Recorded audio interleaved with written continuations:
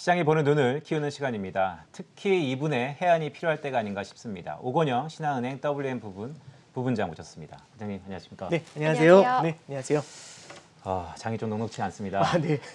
네, 금융시장 얘기부터 좀 할까요? 네. 사실 미국의 1월달 소비자 물가를 차치하더라도 인플레이션 압력이 좀 높은데요. 여지없이 나스닥의 큰 폭의 하락이 나타나고 있습니다. 어떻게 좀 봐야 될까요? 일단 시장에서 어떤 걸 기대했는지를 좀 먼저 생각하는 게 필요한 것 같아요. 그러니까 시장에서는 이 인플레이션이라든지 금리 인상이라든지 이렇게 빠르게 금리 인상이 다가오는 걸 참 오랜만에 본다? 내지는 보지 못한 투자자들도 굉장히 많았었을 겁니다. 그러다 보니까 보지 못했었던 적을 바라보면서 굉장히 많은 두려움을 느낄 수가 있게 되는데요. 이제 이런 생각을 할 수 있는 거죠. 과거에 이제 패턴들을 보면은 연준이 무언가 긴축에 대한 얘기를 할 때 시장이 조금이라도 스트레스를 받거나 실물 경기가 위축될 수 있다는 그런 개연성이 나타나기만 해도 연준이 바로 그런 긴축에 대한 프로젝트를 진행하던 걸 멈추곤 했었습니다. 그러니까 시장에서 생각하는 것 중에 1번이 뭐냐면 설마 이렇게까지 빠르게 달려가겠어? 라는 생각을 하는 게 아마 첫 번째일 거고요. 두 번째는 이제 이런 생각들도 좀 했을 것 같아요. 이 정도면 다 온 것 같다. 이런 생각들도 있었을 거고 실제 이제 그 1월 말부터 해서 2월 첫째 주까지 나왔었던 시장의 컨센서스 중에 어떤 게 있었냐면 인플레이션이 현재 굉장히 문제가 되지 않습니까? 그런데 중고차 가격의 오름세가 조금 둔화되는 걸로 봐서는 하반기 정도 되면은 인플레이션이 완연하게 둔화가 될 것이다. 그러면은 연준의 긴축도 지금 굉장히 우리가 오버해서 보는 거 아니겠느냐 이제 이런 생각들을 했던 거죠. 일종의 낙관론 같은 것들이 굉장히 많았던 겁니다. 그런데 막상 이제 소비자 물가 지수가 발표된 걸 보니까 지난달보다도 더 뛰어 올라가는 모습이고 이게 이렇게까지 세게 뛰어 올라가면 기존에 생각했던 것처럼 하반기가 돼서 저절로 물가가 내려온다거나 이런 기대감이 다소 이제 둔화가 되는 거겠죠.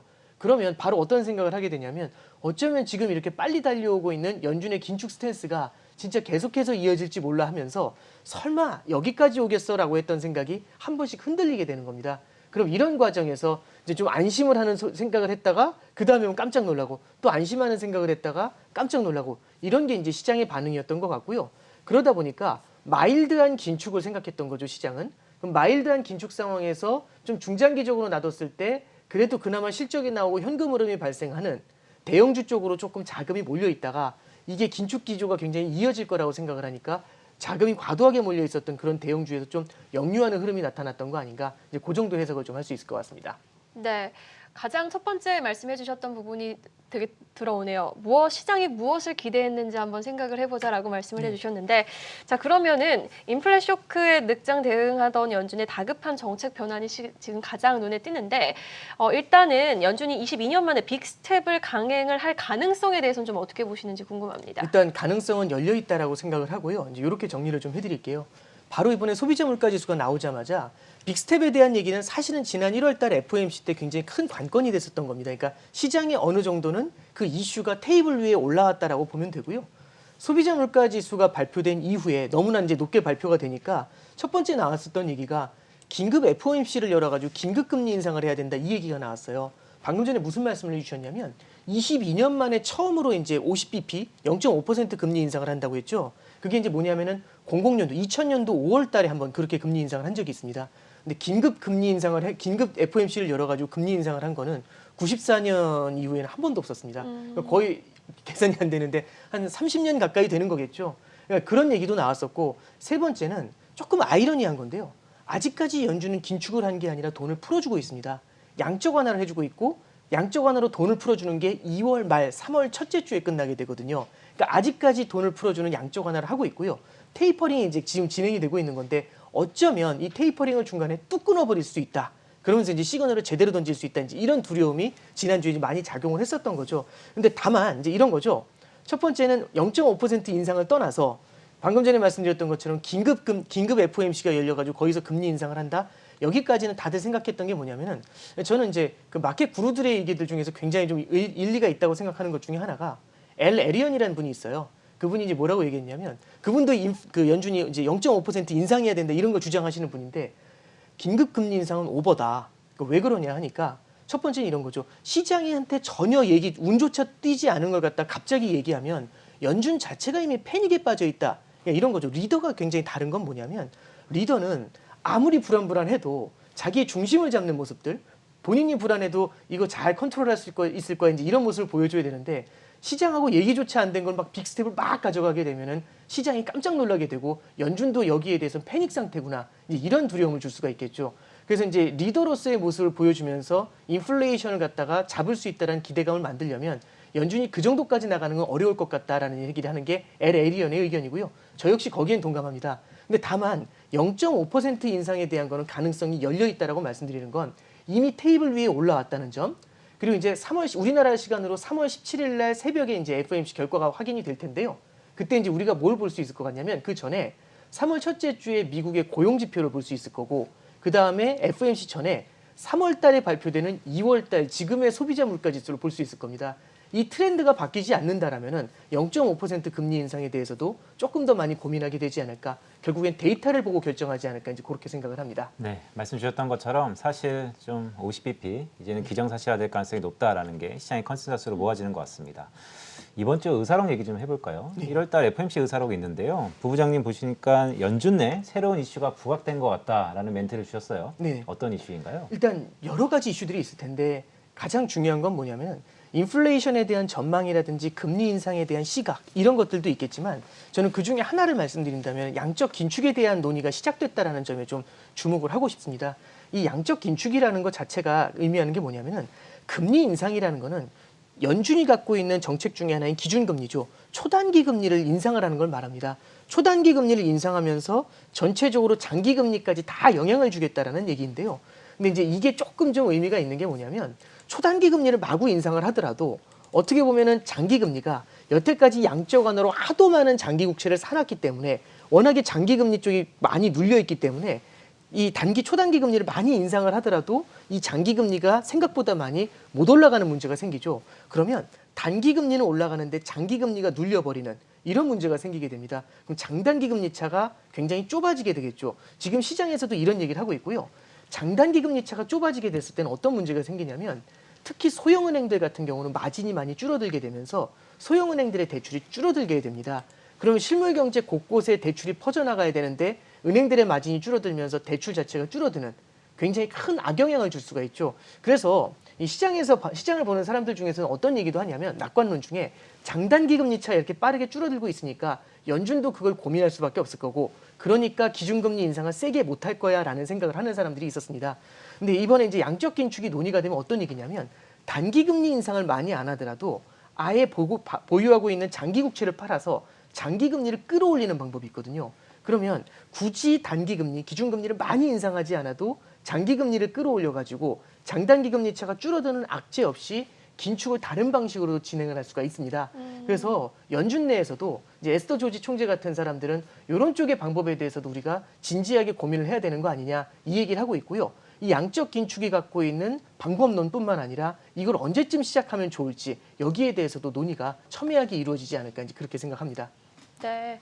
자, 그러면은 연준이 양적 긴축을 실행을 하면은 금리 인상 횟수가 좀 줄어들 수 있다라는 이야기도 나오고 있거든요.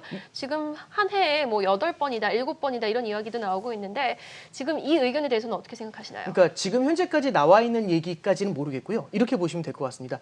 양적 긴축을 병행했었을 때는 예를 들어서 미국의 장기 금리를 예를 들어서 말씀드리면 10년짜리 국채 금리를 2.5%까지 끌어올릴 때까지 이 10년짜리 국채 금리가 2.5에 닿을 때까지 단기 기준금리를 마구 올리자 이제 이런 얘기를 해요. 여기 닿으려면은 기준금리를 예를 들어 10번을 인상해야 된다라고 가정을 하죠.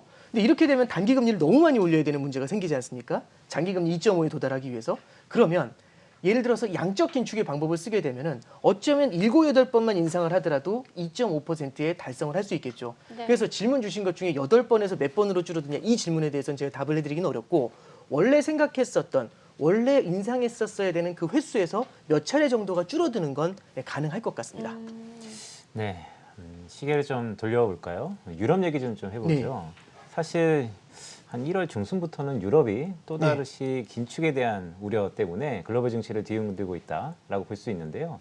유럽은 어떠세요? 조심스럽지만 올해 금리 인상이 있을까요? 이제 그 라가르드 총재도 이제 이런 얘기죠. 연준의 파월 의장도 그렇고 라가르드 총재도 파월 의장한테 그렇게 물어본 거죠.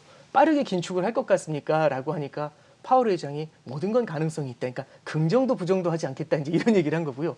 라가르드 총재도 이제 작년 12월 달에 얘기할 때는 뭐라고 했냐면 이제 작년 12월에 했으니까 올해겠죠. 2022년에 금리 인상은 없을 것 같다. 현재까지 스탠스로 봐서는 이런 얘기를 했었는데 이번 1월 달 이제 22에서 통화정책회의에서는 그 말이 쏙 빠졌습니다. 그러면서 이제 시장이 긴장을 하는 모습이고요. 이렇게 생각을 하면 될 것 같아요. 첫 번째는 연준하고 똑같습니다. ECB 같은 경우, 유럽중앙은행 같은 경우는 지금 PPP하고 APP란 이 자체가 중요한 게 아니고 이것도 양적 하나죠. 유로화를 지금도 굉장히 많은 규모로 공급을 해주고 있습니다. 그러다 보니까 물가가 이례적으로 높게 올라오는데 이렇게 많은 자금을 풀어주는 게 맞냐라는 비난의 첫 번째 도달해 있고요. 그러면 중앙은행이 물가에 대해서 너무 안이하게 생각하는 것 아니냐. 그러니까 연준이 작년 7, 8월에 갇혔었던 그 트랩에 비슷하게 갇혀 있는 거죠. 만약에 여기서 유로존의 소비자 물가 지수가 추가로 뛰어 올라가면서 이걸 잡기가 어렵다라고 생각을 하게 되면은 이번에는 이제 내년엔 금리 인상 없을 거야라고 했다 그 말이 싹 사라졌는데 그 다음엔 금리 인상이 한두 차례 있을 수도 있어 이렇게 이제 말이 바뀌어 나갈 수도 있죠. 참고로 말씀드리면 작년도 말에 영란은행 같은 경우 영란은행이 이제 영국 중앙은행이죠. 금리 인상 가능성을 높게 얘기하지 않다가 지금 보면은 연속으로 두 차례 기준금리를 인상한 바 있습니다. 그래서 이것도 마찬가지로 데이터가 어떻게 움직이는지 이 물가지수 데이터에 따라서 굉장히 빠르게 대응을 하게 되지 않을까 이제 그렇게 생각을 합니다. 네. 자, 그러면은 마지막 질문을 드려보도록 하겠습니다. 다음 주면은 한은의 금통위가 또 열리게 되는데요. 네. 금리 인상 압박은 받고 있지만은 대선을 앞두고 있는 시점이라서 참 한은의 선택도 애매해질 것 같습니다. 이달 좀 기준금리 인상할 것 같습니까? 어떻게 보세요? 되게 어려운 질문을 주셨는데요. 이제 이렇게 말씀드리면 좋을 것 같습니다. 지금 한은 이제 그 의사록 같은 데도 보면은 이번에 저도 조금 이제 보면서 의외라는 생각을 했는데 어떤 표현이 나왔냐면 인플레이션을 제압하는 게 중요하다라는 표현도 있었지만 더 중요한 거는 기대 인플레이션 기대감을 제압하는 게 되게 중요하다라는 얘기를 하고 있어요. 이 얘기는 뭐냐면 공급 측면에서 물가가 올라가는 건데 중앙은행이 금리 인상을 해서 뭐 하냐 아무 의미 없다 이제 이런 비난들이 있죠. 이렇게 되면 중앙은행의 금리 인상 횟수가 줄어들 수가 있어요. 근데 중앙은행이 명확하게 이렇게 밝힌 겁니다. 공급 사이드에서의 물가 상승 압력은 높지만 이게 물가 상승이 너무 오랫동안 지속이 되면 사람들의 마음속에는 물가가 오를 거라는 기대감이 생기게 되죠. 그러면 미래의 소비를 갖다 땡겨서 소비를 하게 되는 문제가 생기게 됩니다. 그러면 공급망에서의 인플레이션 압력이 수요 측의 인플레이션으로 전이돼 나가는 거거든요.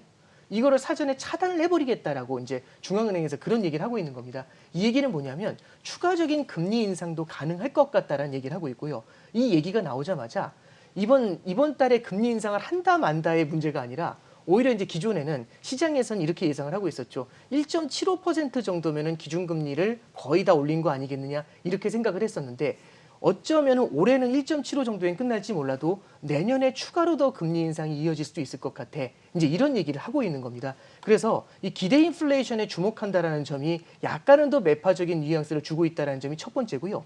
그다음에 이번 달에 금리 인상을 하게 되면은 참 오랜만인 것 같습니다. 세 차례 연속 금리 인상이 두 차례 연속 금리 인상이 07년 이후 처음이었거든요. 세 차례 연속 금리 인상이 상당히 좀 부담스러운 면은 분명히 있을 것 같아요. 그래서 두 차례 금리 인상의 효과를 좀 보고 그런 다음에 움직이는 좀 약간은 신중한 스텝을 한 번 정도는 밟아주지 않을까 이제 그런 생각은 좀 하고 있습니다. 네, 알겠습니다. 오늘 오건영 부부장님과 함께 긴 이야기 나눠봤습니다. 신한은행 WM그룹 오건영 부부장이었습니다. 오늘 말씀 고맙습니다. 감사합니다.